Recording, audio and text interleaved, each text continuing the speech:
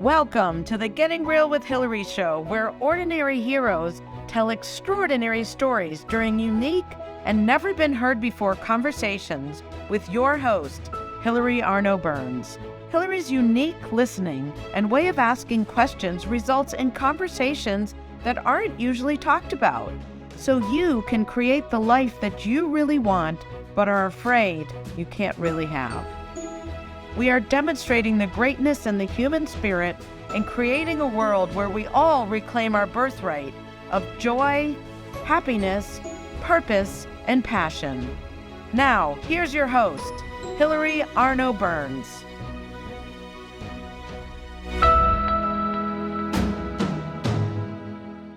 Welcome to the Getting Real with Hilary show. And today we have a very special guest, Avadhi Dhruv.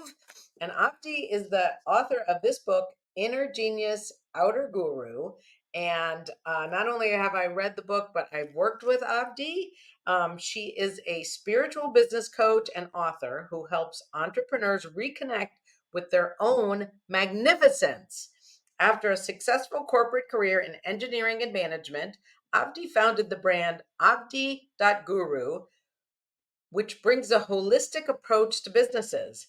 She helps heart-centered entrepreneurs create financial abundance and inner fulfillment while making a positive impact in the world. Avadhi resides in San Diego, California. Now, not only have I read her book, but I've also worked with her, and I'll tell you what, her heart-centered, spiritual, bent is the real thing. So I can't wait for you to hear this conversation. My life has been just with a couple of sessions with her. I'm a new person, so I can't wait for you to hear what she does. Welcome, Avadhi. Hello, and thank you so much. Thank you for having me. It's an honor to be here with you today, sharing this conversation. You're welcome. All right. Well, now the first question I want to ask you, Avadhi grew up in India, correct? Correct me if I'm wrong. Yes, I did. I And the was thing born that I've been dying to ask her about is she went to, do you know what I'm going to ask you? the Gurukulam. Yes, she went, I'm calling it Guru School. She actually went to Guru School. And how, can you just tell us about how that happened, how old you were? And I mean, I never knew that it existed. Um, I mean, how does that happen? So go ahead, I'll be quiet and you tell the story. Yes, sir. It was a very interesting way that it happened. Um, so just a little history about India. I was born in Mumbai, India, and I grew up in India. And back in ancient India, the normal education system was full of the Gurukulam, the Guru schools. That was the schooling in India for many years, for a long time, ever since ancient India existed. And that was the foundation of the society, and the abundance that India was called, like the golden sparrow.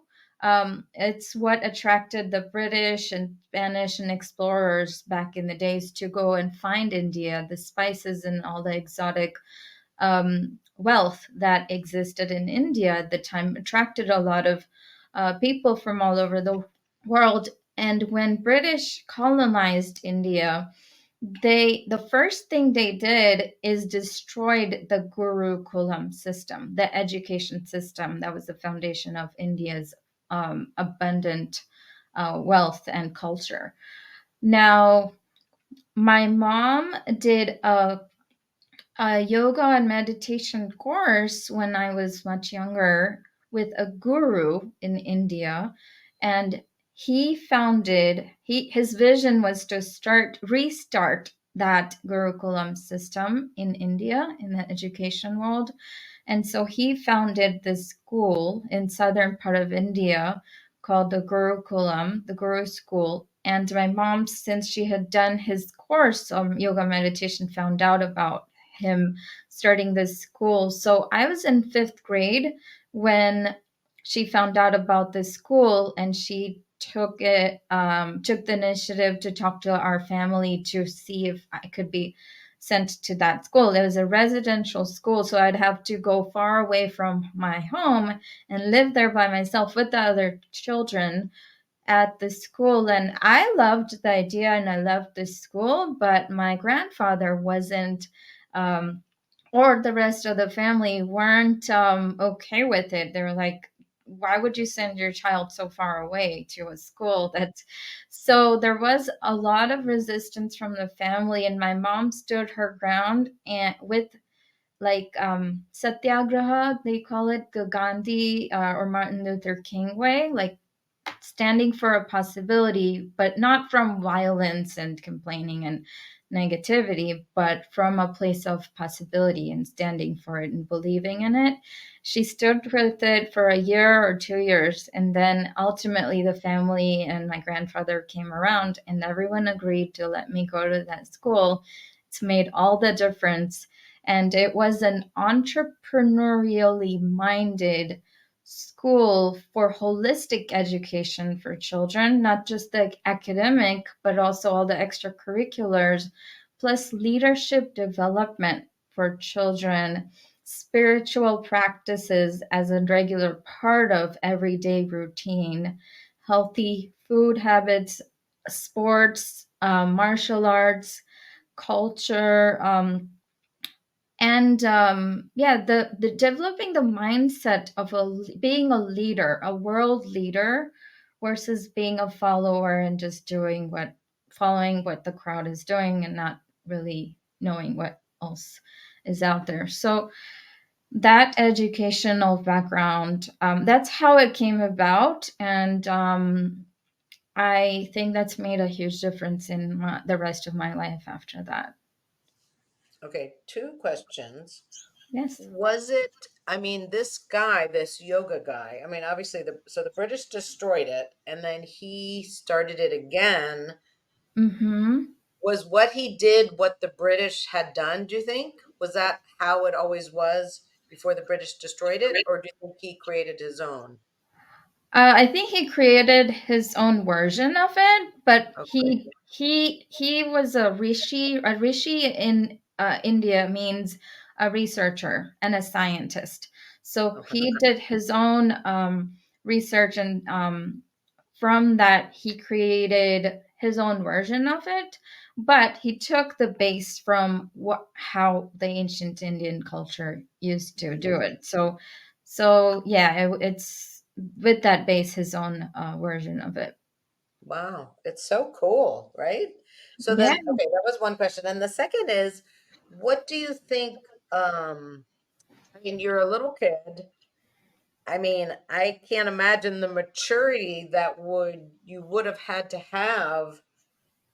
Most kids are playing on the playground and learning, the alphabet, but you're learning entrepreneurship, leadership, spiritual, what, I mean, was that weird or it was just normal Well, for you? Like, well, like now I understand that that was all of those things. At the time, okay, the way he created the school was this was the simple basis at they as they said, it's like this is a school where work is play and play is work, or like study is play and play is study. So everything was designed in a way that I like as a kid I felt like we were just playing games, like everything mhm, was very playful. There wasn't any stress of even examinations, or you must do any stress related to things. It wasn't like fierce competition. No, everything was very from a playful and joyful place. So even though I was learning about entrepreneurship or leadership or whatever, it didn't feel to me like a serious thing. It was okay, all play. And I didn't know at the time, as clearly as I see it now, what I was actually learning at the time. So, okay, wow. He and it sounds was like a genius, you know what I mean? To have done the research and put this together. with Yes, all those aspects, and you felt like you were playing. I mean, that's incredible, right? We should yes, bottle that. We need to that's bottle that well, and bring it over one here, of right? one of my long-term pieces of my long-term vision is to create a school like that here in the US. Mm, We're going there. I already have a vision in mind to create something like that, and yeah, create that kind of a playful, joyful environment for children to grow mm. up with. That would, yeah, what a difference would that make? Oh, I'm gonna cry. Okay, don't get me going. Don't get me going. Then my nose runs. Okay. Wow. That's so cool. Yeah, I just couldn't wait to ask you about that. So for you, you're just a kid, but look at what you learned. Okay. So after the guru school, then like how many years was that? Was that? I from 6th grade to 10th grade. I completed my 10th grade, so that was 4 years. Okay. And you were away from home. Yeah, I'd come home in like vacations. I'd have some days off during vacations, so I'd come home. But I loved it so much. I loved coming home to see my parents, but then I would look forward to going back because I just loved it there so much. Wow. And then after 10th grade, what happened? Did you go to So a that school was at the time only up to 10th grade. So after I graduated from 10th grade, my parents actually at the time moved from India to the US for business. So my family's owned a business that was primarily operating from India until that point, and now they were expanding into the North Americas. So my dad used to travel a lot to US, Canada, and he would just do trips and come back to India, but now he had to like we had demand from customers that required him to stay in the US on this time zone. So my parents were it was about time for them to permanently move to the US, and since I was in middle of changing schools anyway, they asked me if I would want to move to the US. I did. I was like, "Sure, okay, I'll go with you." I didn't know what all it would entail, but I moved to the US, and I was in high school from in 11th and 12th grade in Georgia.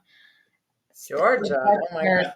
yes, that's where the business was is based. So And what kind of business was it? What was the business um, again? the family business still exists. It's wholesale distribution of rubber technical products. So rubber gaskets that seal pipes and pipe fittings. It's an industrial application. And Okay. so the manufacturing is done by my family back in India. We have a manufacturing plant.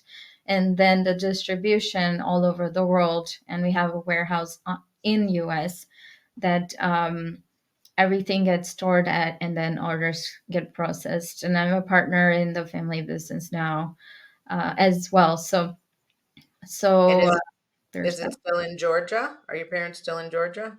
The business is still based in Georgia, and the warehouse is in Georgia. My parents lived in Georgia for 15 to 18 years since we moved, but just this year, the last year, they sold their house there and they've moved permanently to California, here where I am.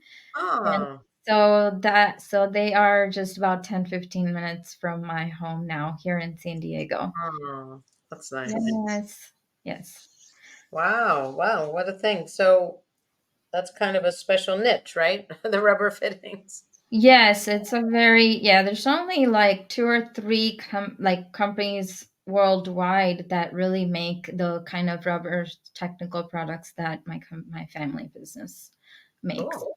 So it is a very special niche, and I've learned so growing up, just my grandfather's been a serial entrepreneur. He became an entrepreneur by necessity. His father passed away when he was really young, and so my grandfather had like two brothers and five sisters, and he's the oldest. He's the eldest of all the siblings, and their father, who was the primary breadwinner at the time, passed away very unexpectedly, leaving the whole family to fend for themselves. And so my So this grandfather, was your grandfather. Your yes, grandfather was the first of all these kids, and his father died, right? yes, Okay. yes. Okay. Wow. Yes. So my grandfather, he had just finished his like 10th grade at the time. So but he didn't have time to like go to college or look for a job or anything.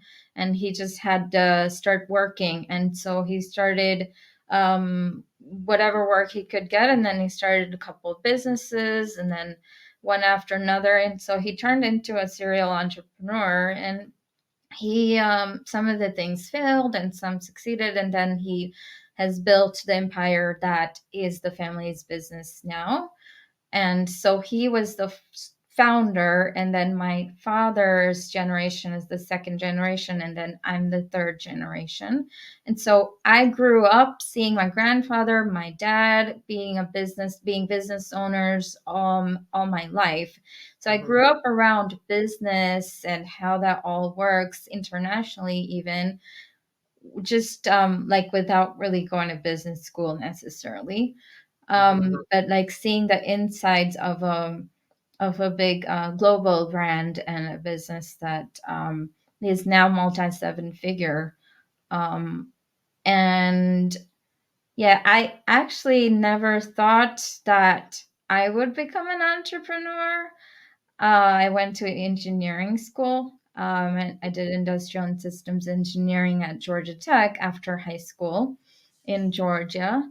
And then I went to working in the corporate world in a leadership development program. That was an accelerated program at Caterpillar. So I became an engineer and then a manager, a section manager in that program, through that program. So I wasn't on the path to become an entrepreneur, but I grew up in a business family, so Right. I knew a lot about it.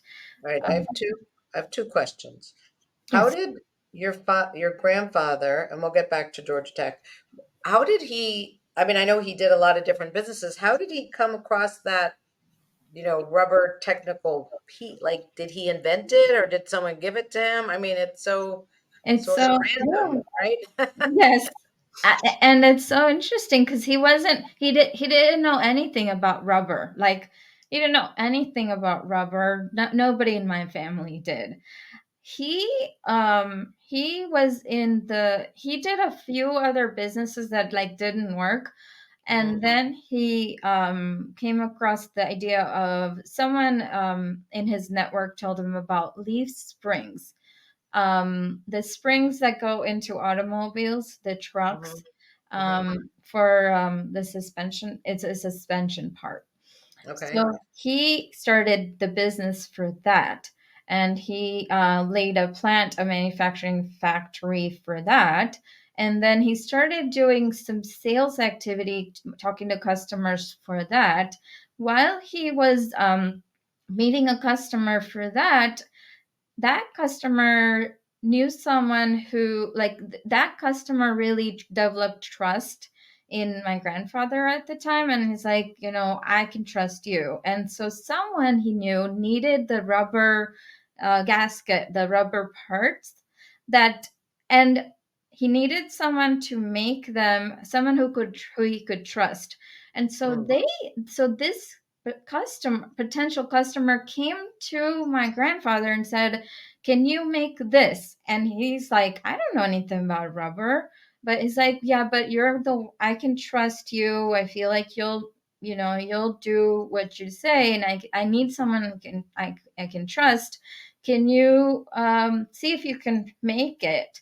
And so he got an order inquiry like that. And then he's like, okay, let me see what I can do. And then he started to, and then he's like, okay, let's see. And then he did it for that one person. And then he realized there's a lot more demand.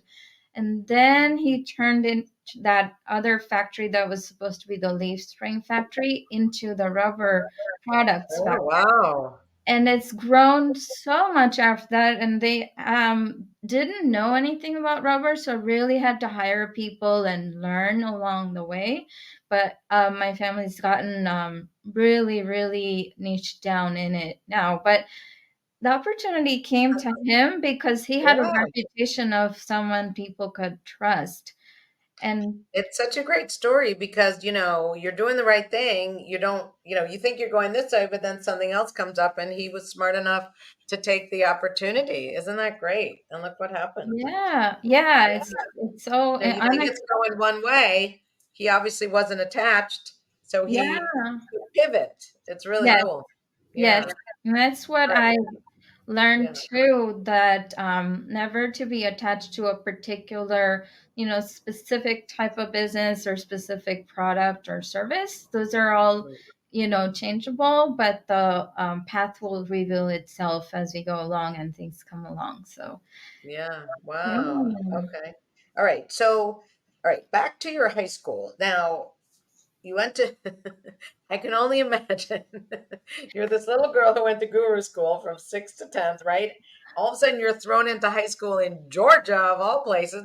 Nothing against the Southerners, but it's different. I mean, we're northern, whatever. I think my sister went to, where'd she go? Vanderbilt, and she had culture shock. But she was from America. She was just from the north to the south. I can't imagine what was that like for a little sweet Indian girl going to Georgia for high school.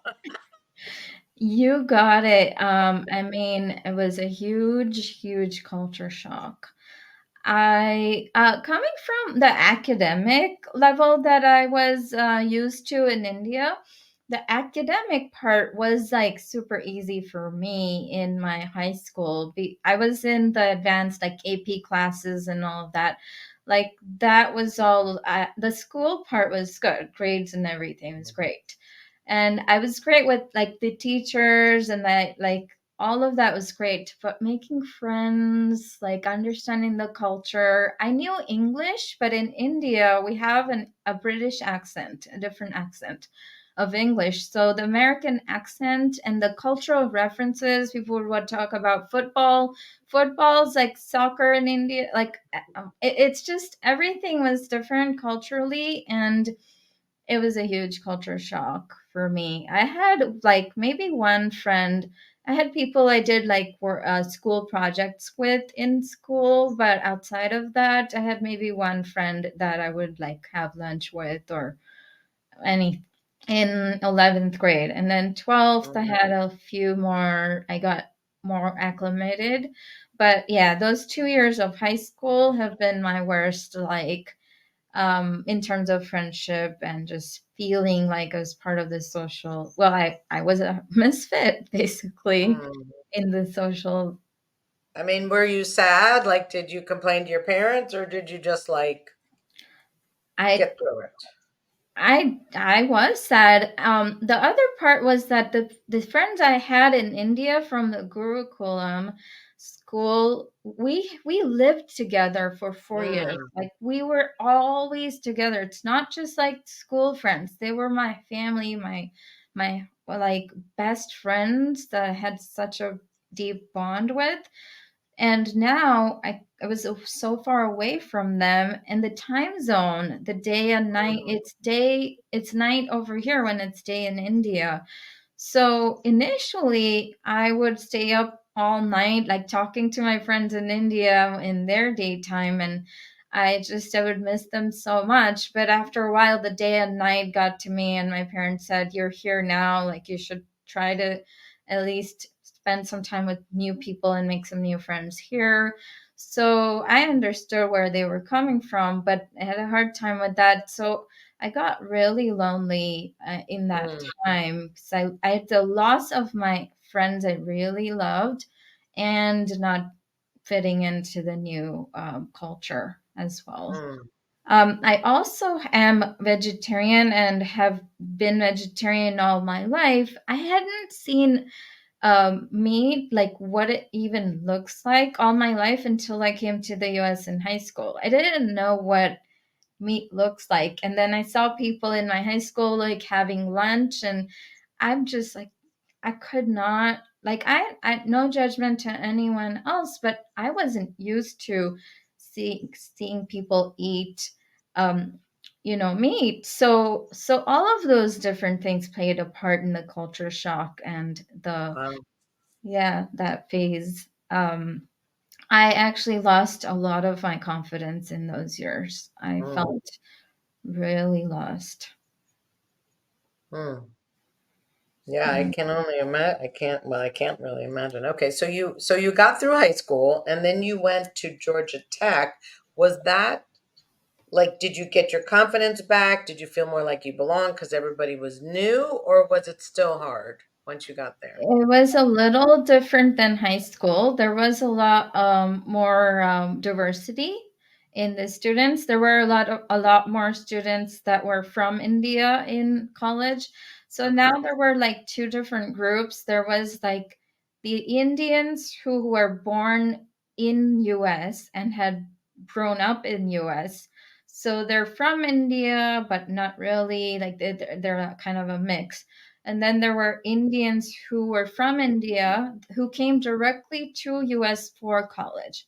Oh, So there's these two wider range groups, and I wasn't so so there were more Indians around me, but I still didn't fit into either of those because I had been here for high school, so I right. wasn't directly from India, but I wasn't born here, so I still didn't. So yes, some of my confidence did rise during my college years, and I had more friends, so to speak.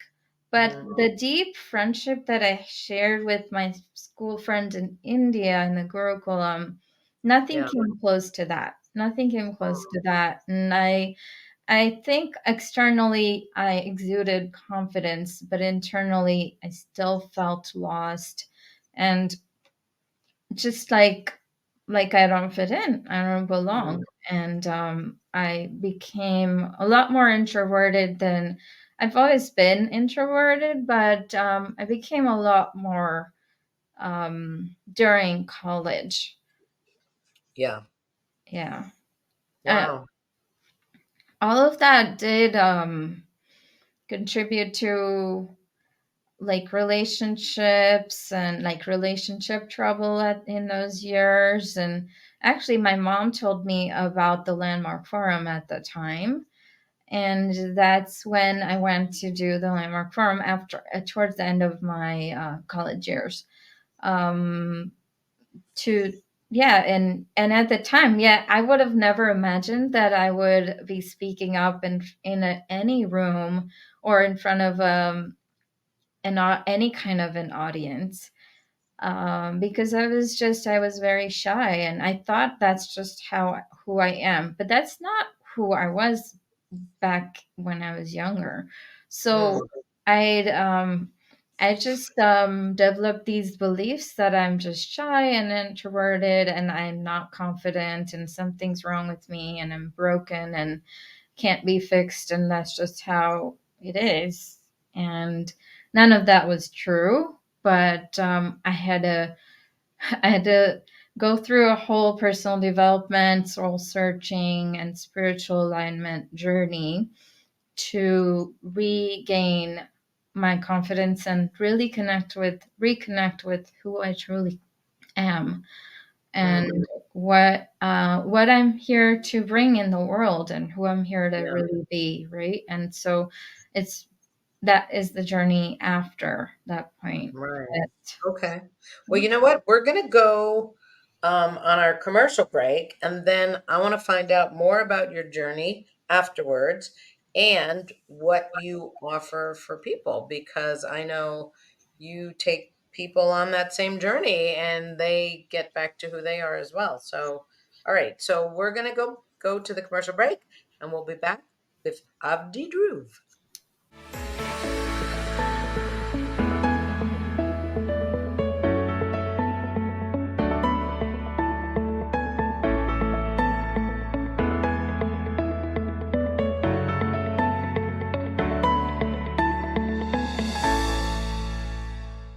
Has social emotional learning become just one more thing on your teachers' plates? Do teachers and students both find it boring and ineffective? Then bring Kikori to your school. Kikori transforms classrooms through experiential SEL activities that help students play, reflect, connect, and grow. Even better, students say it's more fun than recess. Schedule a no-obligation conversation at kikoriapp.com/bringkikori. KIKORI. Do you ever feel like you can't say what you really want to say? Or that you're stuck or in a holding pattern in your relationships, career, personal life, or finances? Are there things you want in life that you've given up on? Are you resigned that this is as good as it's going to get? If you answered yes to any of these questions, then Hilary Burns, host of the Getting Real with Hilary show, has the solution you need. Hilary is a published author of 3 books and has a program called the Getting Real process. This process frees you from what is holding you back, allowing you to create a life you love. Don't believe it? It is hard to believe that it could work, isn't it? The proof is that hundreds of Hilary's clients have used the Getting Real process and are now free to create whatever they want in relationships, career, finances, enjoying life, or just loving themselves more. So go to realtalkwithhilary.com and order Hilary's book, Real Talk, and set up a conversation.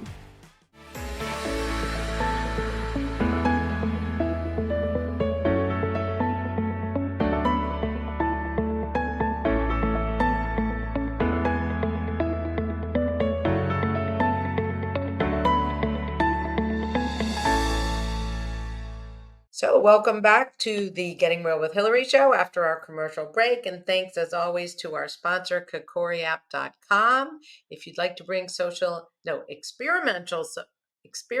social emotional learning to children, please go to kikoriapp.com and schedule time to talk to people. You can ask for Haley, my daughter. She's the best. Okay, and also, if you haven't subscribed to my newsletter, please go to gettingrealwithhilary.com. You can sign up for the newsletter, follow us on our YouTube channel, because together we can all grow. And that's also YouTube Getting Real with Hilary. All right, back to the rest of the story with Avadhi Dhruv. I can't wait to hear it. Here she comes back. Hello. Wow. All right, so you did the Landmark Forum, and then what was the rest of your journey? I know you had graduated from engineering, you got a great job. That's fine, but I'm more interested in the other stuff.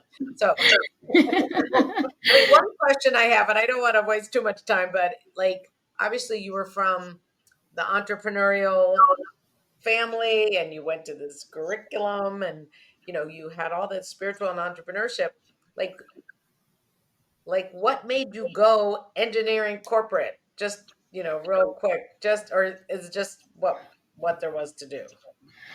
Yes. So now when I say it with so much clarity and conviction that, I had this background and basis, you won't believe I didn't have that clarity when I was deciding what to go for in college.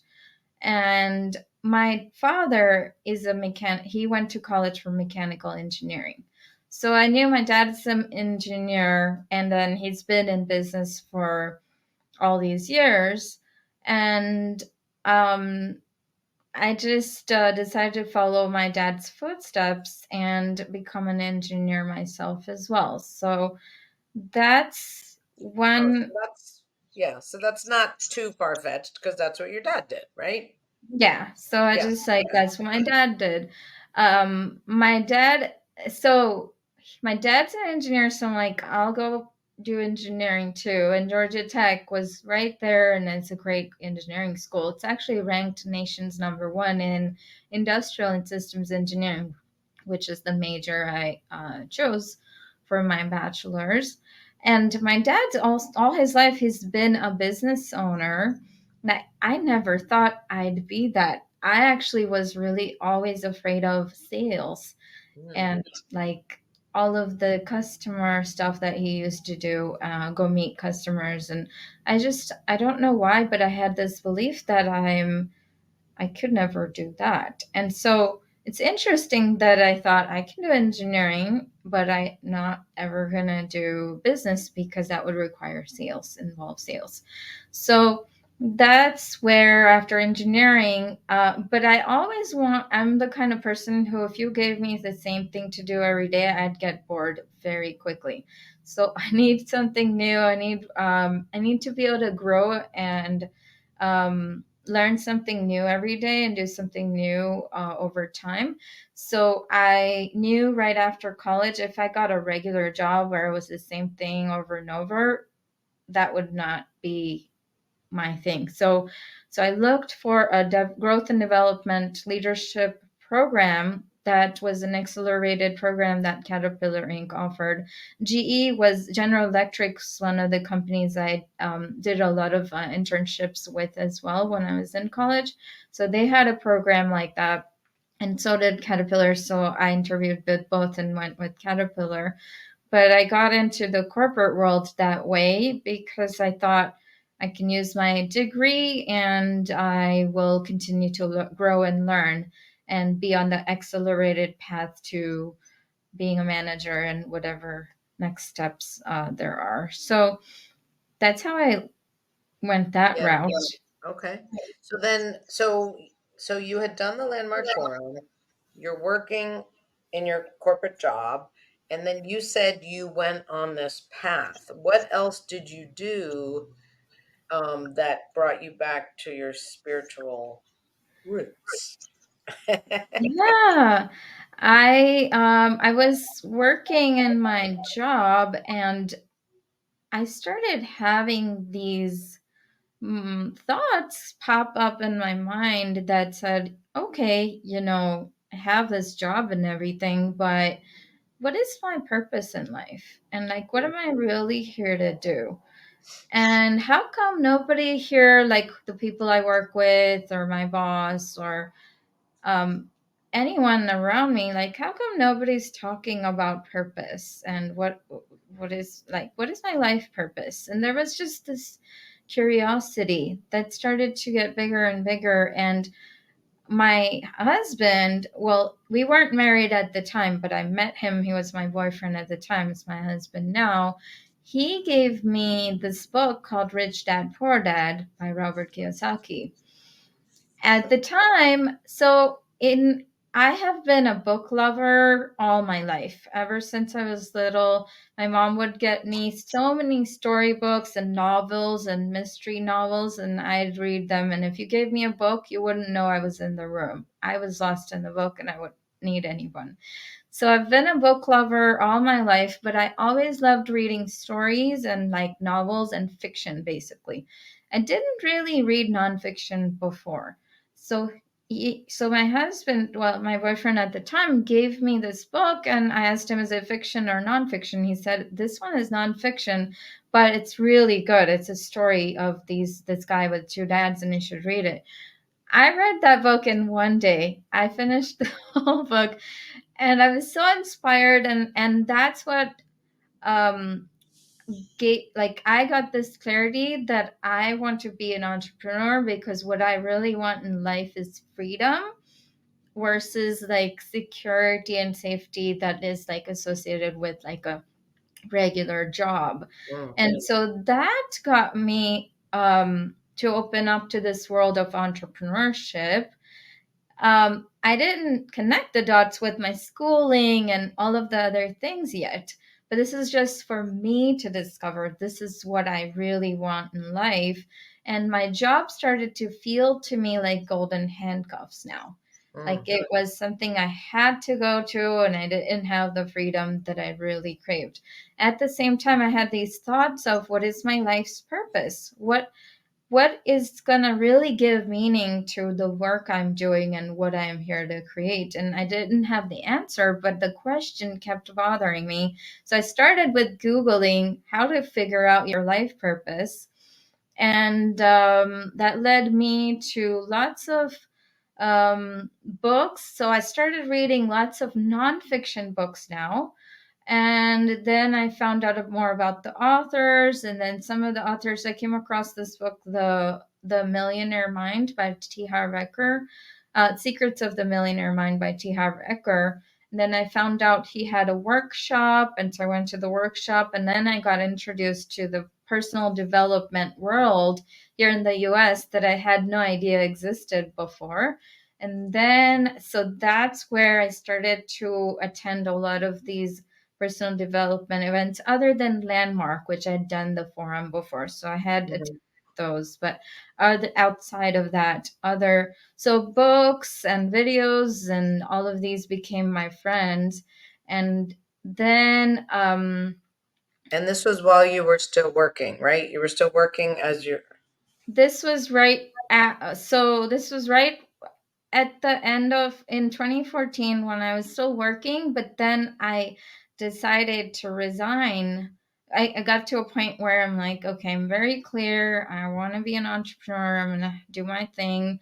And this job isn't for me. And so I wrote my resignation letter and I resigned from that corporate, not only the job, but also I decided that I'm completing the chapter of being the employee and I'm starting the next phase of becoming the employer, an employer entrepreneur who creates jobs in the economy and helps other people also empower um, their teams and create more employment in the world. So more opportunity. So that was a big change. And then the rest of what I said was all in the beginning part of my entrepreneurial journey that I was learning and exploring, that I called my soul searching journey. Wow. Yeah. Wow. Okay. So let's see. We have about, I would say, 15 minutes left. We Right. definitely want to get to what you're doing now. I know Yeah. you have that amazing story after 2 years. Where do you want to go now so people can get the real feeling of what you do? I mean, there's so much we could talk about, but we can always do another one. So, what do you think? Well, so Uh, a lot of what happened after I resigned from my corporate job and made that change is in the chapters of my book. And a lot of those stories, there's chapter 2, and also the rest of the chapters have the different stories sprinkled okay. in them. So yeah, anyone who's interested in those stories in a way that can help themselves as well is welcome to get a copy of my book and read it. Or I have like video versions of the chapters as well, that I can share about. So that Okay. is And an we'll put the option. links. Yeah, we'll put the links of where to get the book. Um, it's Yeah, we'll do that later, and it'll also be in the description and the show notes, so Yes, they can find you and buy the book. Yep. there's a couple options. They can get a downloadable copy for free right away, or they can get a print copy, the paperback just like this. And I also personalize and I sign a little message and send an author signed copy to anyone who wants the paperback. So all those options are on the webpage that will be linked in the show notes, but it's on my website, avadhi.guru. So Okay, yeah, the website, just so we don't forget, it's avadhi.guru. That's how they find you? yes, AVADHI dot guru. GURU. Okay. yes, Cover it's that. Make sure we don't forget that. Okay, good. Okay. yeah. So you are on your path, and how, so you wanted to create jobs and more employment. How did you get, what you do is so special. It's not just business, because I've been working with Abdi, but she really goes in, like one of the things you said to me, which it's like every time I remember it, is slow down and align. Mm-hmm. And I'm like a maniac, always doing, and I'm busy, busy, busy. Don't bother me. Don't get in my way. Blah blah blah blah blah. And I'm just like, oh yeah. Like even when I'm taking a walk, oh yeah, look at nature. It's taken something for me to do that.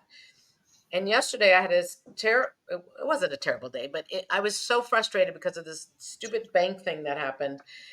It was probably my fault, but I was not going to admit it, and I was mad, and I was screaming, blah, blah, blah. And it caused me a negative balance, which I don't do negative balances, but I did. So anyway, and then when I got to the night, I was like, all of a sudden, it was like I could finally breathe, and I was like, okay, this is what she's talking about. And it was more, it wasn't the doing, it was being, right? Yes, yes. And Yes. and a big thing for me, and I think for other people, is I was always worried about the numbers, who's watching the show, does Yeah. anybody like it, who's reading my books, Yes. it's stupid, and what you said to me was, I don't know how you said it, but you got through to me, which was, what if it's not about the numbers, but it's about who you're being? Yeah. Yeah, because we were talking about the intention of knowing and owning the value you bring. And I think it was what I said was something along the lines of, oh, knowing and owning the value you bring is about who you're being, not so much what you're doing or what other people are doing or blah, blah, blah, all that. And so I personally experienced this because after I resigned from my corporate job, the first 2 years, I was this engineer, totally logical, like everything had to be logic and reason and all systems, and that's what I was trained to be as an engineer, and that's what helped me be successful in the corporate world too. So I was doing entrepreneurship from this totally left brained Mm, way of being, and it involved a lot of doing, doing, doing, doing, doing, the very masculine approach, pushing, pushing, pushing harder, working harder. And 2 years, and I was totally exhausted, and none of it worked. And I was lost because it worked well before. It worked. It got me to a it's a successful good place. strategy in the corporate world. Yes, and it was required and necessary. People even said if you're not this way, you won't be successful, and so you must do this. And so I was lost. I couldn't believe no success, all failure.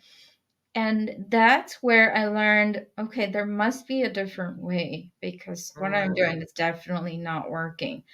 And then there was this whole new world I found, which you could say right brained approach, but not just right brained or the feminine side, but mm, and I had to develop that part of me, the spiritual angle, the spirituality side of things, because there was the logic and reason, masculine, and then there's the spiritual, which is the intuition, creativity, being open, trusting the process, going with the flow, and surrendering to a greater power, a higher power, if you will, in this at the same time. And so the next 2 years after, so I struggled first 2 years, and then the 2 years after, I really focused on developing my right brained intuitive and spiritual side and reconnecting with that from my childhood, what from the guru school, because I yeah. totally lost that in this whole um, time frame. So reconnecting with that part of me and then bringing a holistic approach. So it's not just the left brain or the right brain. It's not just the masculine or the feminine. The true success I noticed came from bringing those together and bringing a holistic approach to, in this case, business, but actually life. So And that how did you can reconnect with the right brain being, an engineer? Like how, I know you had the guru school, so maybe it was in there, It was in there, but but I how would, did you let it out? Like, I think, yeah, it's so I, valuable. yeah, I went on a spiritual quest. I Googled, I started Googling and reading spirituality and books that talked about spirituality, came across videos, listened to those from Indian ancient, like spiritual stuff, all the way to the Western, like, Dr. Wayne Dyer and Deepak Chopra and all those authors, but also the Bhagavad Gita, which is the ancient Indian scripture.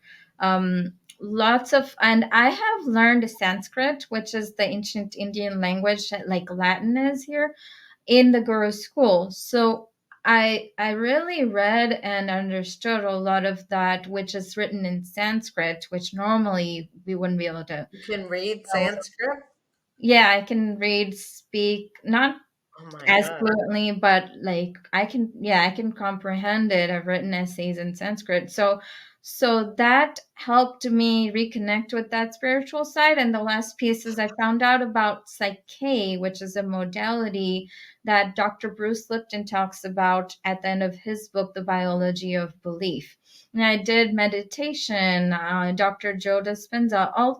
So I came across the East. I already knew the Eastern philosophy and the spirituality angle, and I learned the Western angles too, and then connected all of that. And that's how I developed that part of me, or reconnected with that part of me, but in the Western US based like culture as well.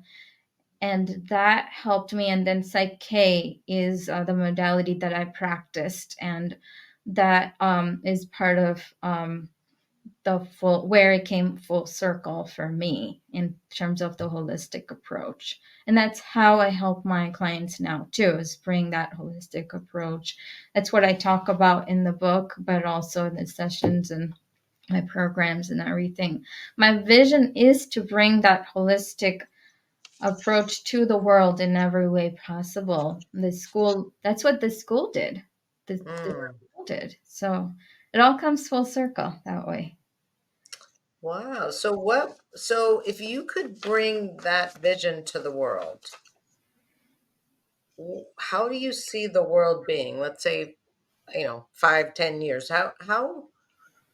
Let's say kids had that kind of educate. I mean, wouldn't that be incredible for the world? That would just be, Yeah, it would be you know, incredible. my brand's vision is, and my vision is to create a world of abundance and fulfillment. Mm. And that's the kind of world that I see, that is, to me, that's heaven on earth, because abundance is everyone has more than enough, like, of whatever they need, and everyone's fulfilled within because they're connected to the heart and soul of who they truly are, and they're expressing that in the world. And when they express that, then everyone else is inspired to do the same. And when everyone's expressing their true nature, it creates this heaven on earth. And that is what I envision in the world through. Wow. Please, reach out to Avdi. She's so special and such a, like who would say there's a guru, but she's a guru. So she went to curriculum. Is that how you say it? Curriculum, yeah. She Their really is special. It's not your average coach. It's not your average business person, but combining all that, it'll take you to places you can't even uh, imagine. So, what would you like to say in closing? And I'll. Live your passion and your dreams, because this life is precious. And so that's the message I want to leave with today. Thank you. Thank you so much, Abdi. That's been awesome. And you're just a gift to all of us. So thank you for who you are and what you're bringing to the world. Thank you, Hilary. You're a gift to the world too. And thank you for having me. You're welcome. Thank you for watching this episode. I started getting real with Hilary when I discovered that I was a people-pleasing, pleasant phony and wanted to be more of my real self. We can grow together if you will like the show, subscribe to my channel, and share this episode with your friends and family so that we can have a world that's more real.